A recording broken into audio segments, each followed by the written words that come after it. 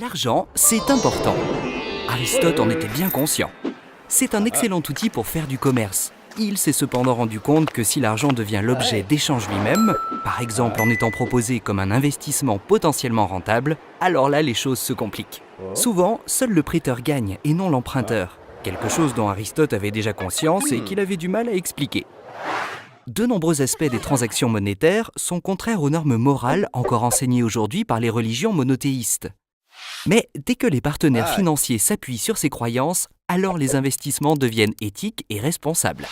C'est également vrai pour la finance islamique, qui intervient dans l'économie réelle, sans chercher à générer de revenus issus de dettes ou de spéculations.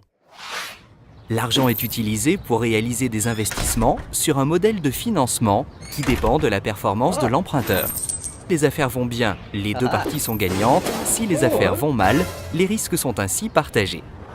Les investissements à haut risque sont interdits au profit d'investissements sur des actifs tels que les métaux précieux, les biens immobiliers ou les entreprises. En raison des principes ancrés dans la morale religieuse, les investissements dans les industries du tabac, de l'alcool ou des armes sont interdits. Un aspect qui est contrôlé par un comité externe chaque fois que de nouveaux produits d'investissement sont envisagés.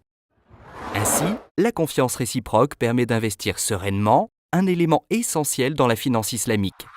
Parce que la confiance est la base de toute interaction humaine et de toute relation d'affaires à long terme en toute transparence. Quelque chose avec lequel Aristote serait certainement d'accord.